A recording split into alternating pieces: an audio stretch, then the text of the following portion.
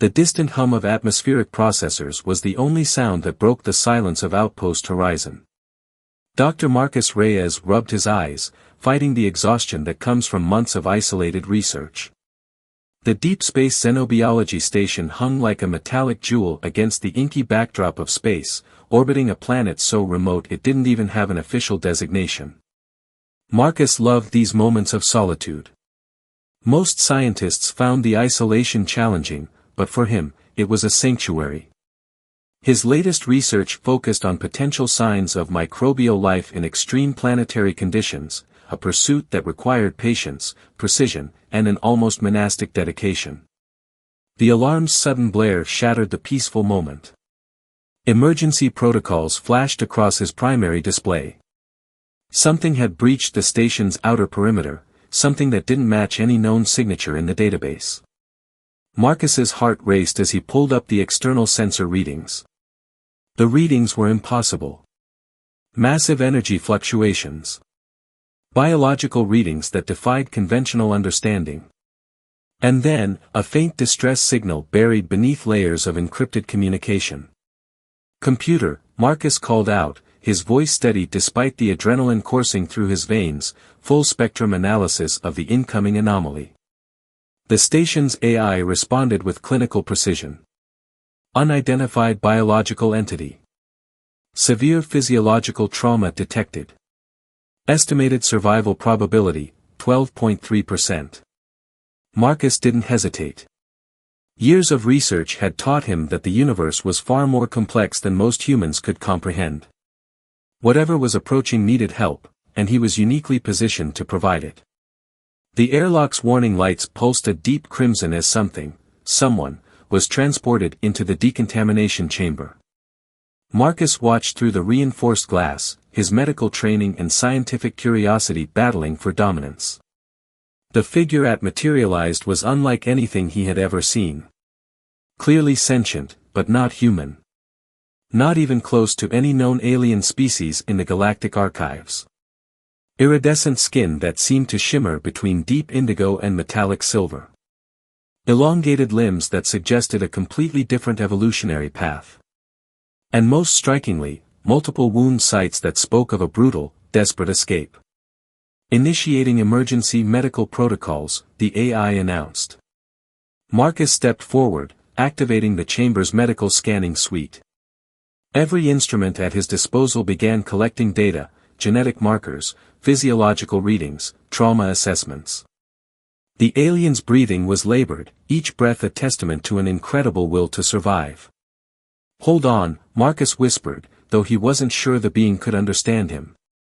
"You're safe now." The alien's eyes, if they could be called eyes, were extraordinary. Multiple optical receptors that seemed to absorb light differently, shifting and changing with each moment. There was intelligence there. Pain. And something else Marcus couldn't quite define, a profound sense of desperation. As the medical systems worked to stabilize the alien, Marcus realized this was more than a scientific discovery. This was first contact of the most unexpected kind. No diplomatic envoys, no carefully prepared speeches. Just two beings, one human, one alien, thrust together by the cruel randomness of the universe. The station's communication systems suddenly crackled to life. An encrypted transmission, fragmented and urgent. Most of the message was lost in static, but 3 words came through with terrifying clarity. "They are coming." Marcus looked down at the critically injured alien. Whatever was pursuing this being had resources, determination, and a level of technological sophistication that made him deeply uneasy. This was no simple rescue. This was the beginning of something much larger. The alien's hand, delicate, with translucent membrane-like fingers, reached out and grasped Marcus's wrist. The touch was electric, sending a surge of information that his human brain could barely comprehend. Fragments of memory. Glimpses of a conflict so vast it defied understanding. "Who are you?" Marcus whispered. The alien's response was not verbal. Not even truly a communication in any traditional sense. But in that moment, Marcus understood one thing with absolute clarity: everything was about to change. First contact was never supposed to happen like this. But then again, the universe rarely followed human expectations. 12 hours had passed since the aliens' arrival, and Marcus Reyes had not slept. The medical bay of Outpost Horizon hummed with the soft pulse of advanced monitoring equipment, each device struggling to make sense of the extraordinary being before them. The alien's physiology was a puzzle that defied every scientific model Marcus had ever studied. Cellular regeneration occurred at a rate that should have been impossible. Organs, if they could be called organs, seemed to shift and reconfigure, adapting to the station's environmental controls in real time. "Computer," Marcus murmured, "run another comparative analysis. Cross-reference with xenobiological databases from the past century." The AI's response was immediate. Negative match. Biological structure continues to defy existing classification models. A soft movement caught Marcus's attention. The alien was regaining consciousness. Unlike the violent awakening from earlier, this time the being moved with calculated precision. Multiple optical receptors focused on Marcus, assessing, analyzing. There was intelligence here, cold, precise, and deeply wary. "You're safe," Marcus repeated, knowing the words might mean nothing. "I'm Dr. Marcus Reyes. Can you understand me?" The alien's response was not verbal. Instead, a series of complex bioluminescent patterns rippled across its skin, a language of light and color that seemed to convey more information than words ever could. Marcus watched in fascination. His research had always suggested that communication was about more than just sound or language. This was proof. A sudden alert flashed on the station's perimeter monitoring system. Something was approaching. Something big. The alien's reaction was instantaneous. Those extraordinary eyes locked onto the monitoring screens, and Marcus could see a complex mix of emotions: fear, determination, and something that looked remarkably like strategic calculation. "They found me," the alien finally spoke, its voice a complex harmonic that seemed to resonate on multiple frequencies. "The Syndicate will not stop." Marcus leaned forward. "The Syndicate? Who are they?" The story began to unfold. The alien, who Marcus learned was called Zara Kay, was not just a random victim. She was a scientist, a researcher who had uncovered something the Syndicate wanted to keep hidden. A technological breakthrough that could reshape the balance of power across multiple star systems.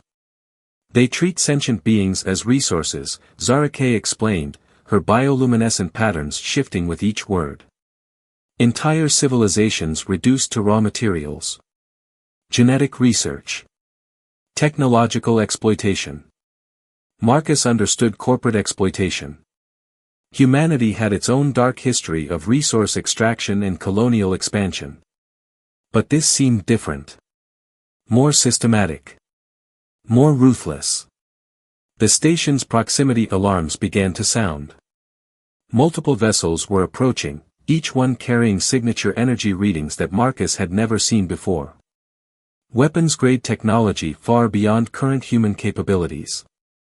"We have approximately 47 standard minutes before they breach the station's defenses," the AI announced with clinical detachment.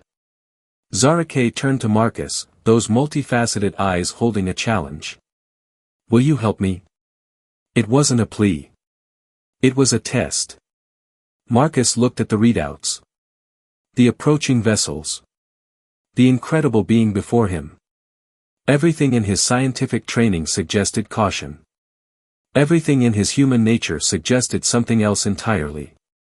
"Tell me everything," he said. As Zara Kay began to explain, Marcus realized they were no longer just potential allies. They were now co-conspirators in a conflict that could determine the fate of entire civilizations. The Syndicate was coming. And they had no idea what they were about to face. The station's defense systems were never designed for a full-scale assault. Marcus knew this with a clarity that sent a cold shiver down his spine. Outpost Horizon was a research facility, not a military stronghold. Their primary weapons were scientific instruments, not combat-grade defensive arrays. "We need a plan," Marcus muttered, his fingers flying across the holographic interface. Zarake watched intently, her bioluminescent patterns pulsing in what Marcus had begun to recognize as a form of intense concentration. The Syndicate's approaching vessels were nothing like human technology. They moved with an organic fluidity that defied traditional spacecraft design, almost as if the ships were living entities rather than constructed machines. Energy signatures danced across Marcus's monitors, revealing layers of technological complexity that made human engineering look primitive by comparison. Zarake's hand, delicate, with membrane-like fingers, moved across a section of the station's auxiliary systems. "Your technology," she said, her multi-frequency voice carrying a hint of something between curiosity and contempt, "is remarkably adaptable." Marcus raised an eyebrow. "Is that a compliment?" A ripple of light across her skin suggested something close to amusement. "Adaptation is survival," Zarake explained. "The Syndicate believes in dominance. Humans believe in solution." The difference was stark. Where the Syndicate saw resources to be exploited, humans saw problems to be solved. It was a fundamental philosophical divide that now stood between survival and destruction. "The data you recovered," Marcus pressed, "the breakthrough you mentioned. What exactly did you discover?" Zarake's bioluminescent patterns darkened. Memories of loss, of persecution flickered across her skin like a complex visual language. A method of energy transmission that could free entire civilizations from resource dependency. Unlimited clean energy. No more planetary strip mining. No more technological slavery. Marcus understood immediately. Such a discovery would destroy entire economic systems. Corporations that built their empires on resource extraction would do anything to suppress such technology. The station's AI interrupted. Syndicate vessels approaching. Estimated time to breach, 22 minutes. Marcus turned to the station's scientific equipment. Years of research. Decades of technological development. And now, potentially, their last line of defense. "We're going to hack their own technology," he said suddenly. Zarake's multiple optical receptors focused entirely on him. "Explain."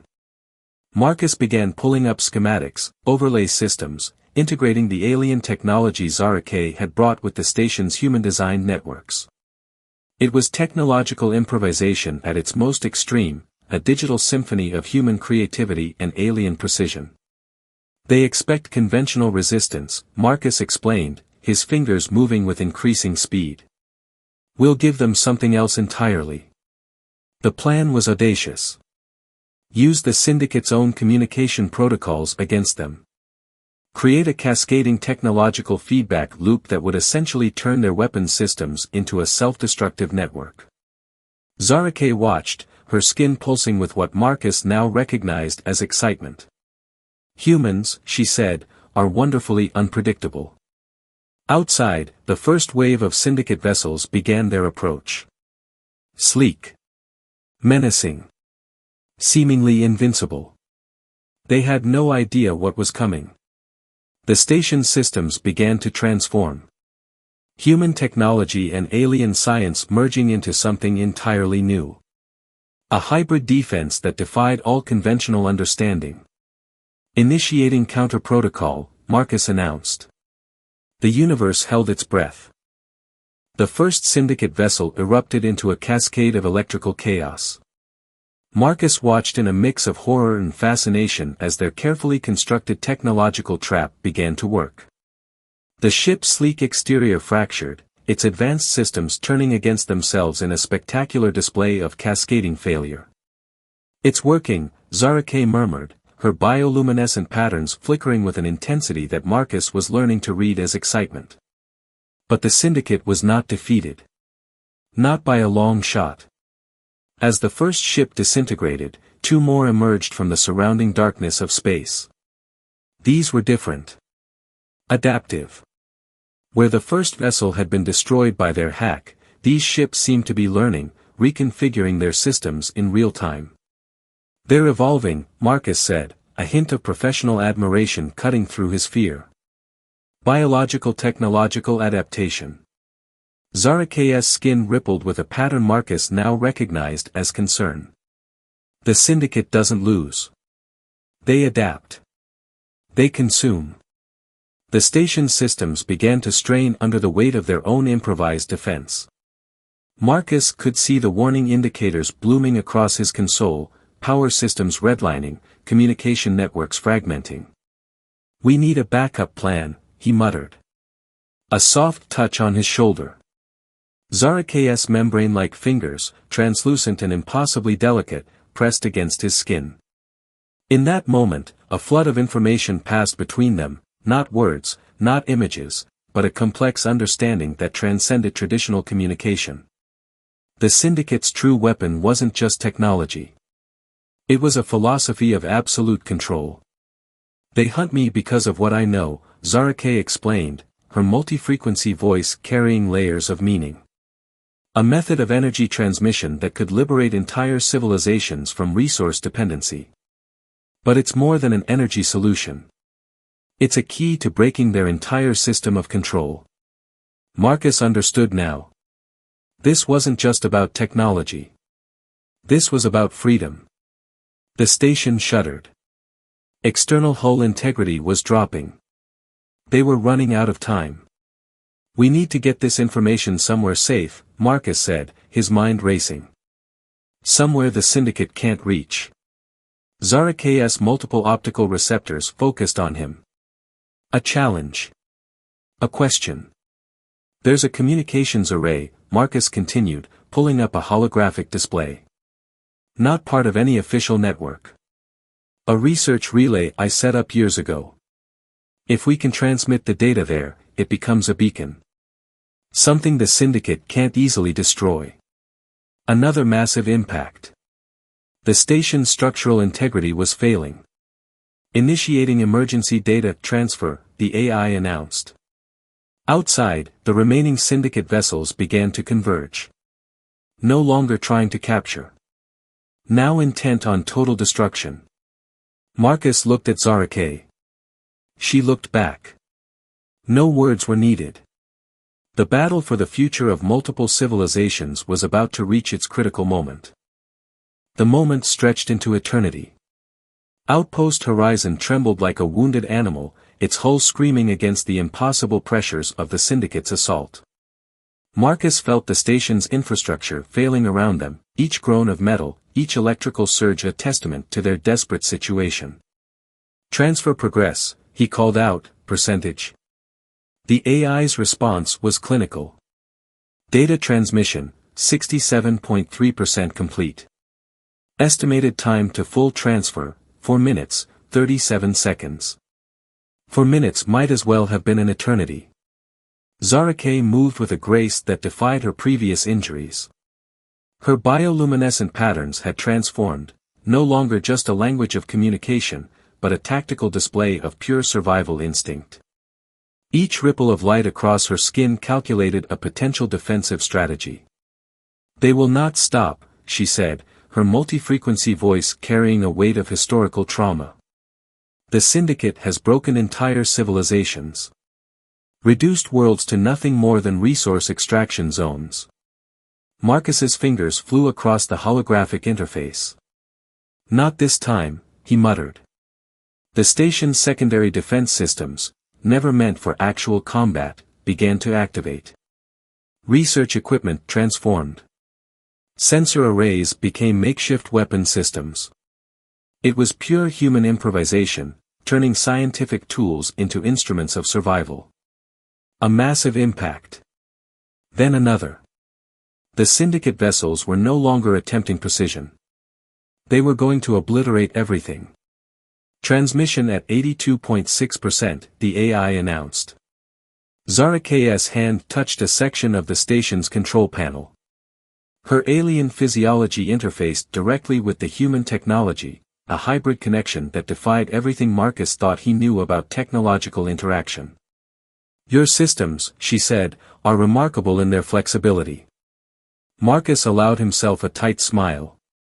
Humans adapt. It's what we do. The first Syndicate boarding pod breached the station's outer hull.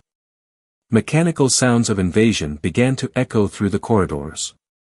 Precise. Methodical. The sound of a system designed for absolute conquest.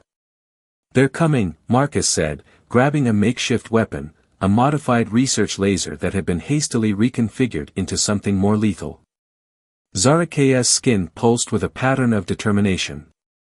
Together. The first wave of Syndicate invasion drones appeared. Sleek. Deadly. Designed for nothing but elimination.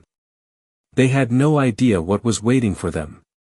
The station's transformed research equipment hummed to life. Human ingenuity met alien technology in a dance of pure survival. Transmission at 94.2%, the AI reported. The battle for the future of multiple civilizations was about to reach its most critical moment. Silence. It was the first thing Marcus noticed after the chaos. Not the absence of sound, but a profound stillness that seemed to press against the station's damaged hull like a living thing. Transmission complete, the AI announced, its voice almost anticlimactic.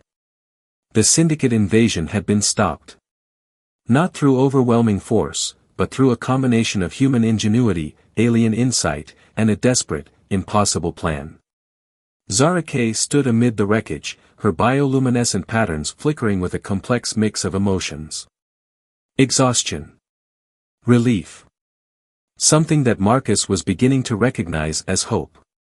They won't give up, she said, her multi-frequency voice carrying a weight of historical knowledge. The Syndicate never truly loses. They adapt. Marcus looked around the decimated research station. Transformed scientific equipment.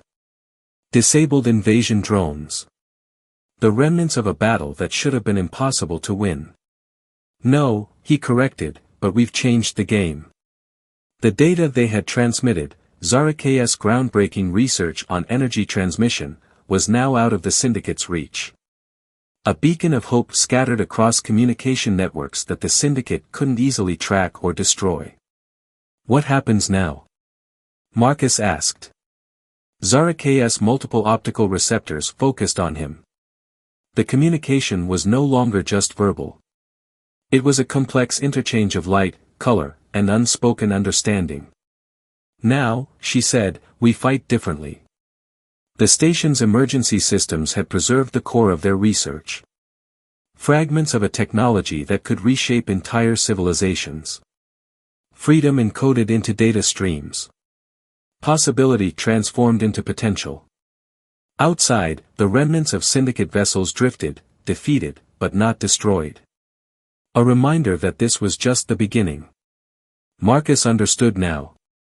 This wasn't just about survival. This was about changing the fundamental balance of power across multiple star systems. They'll come again, he said. Zarakay's skin pulsed with a pattern of determination.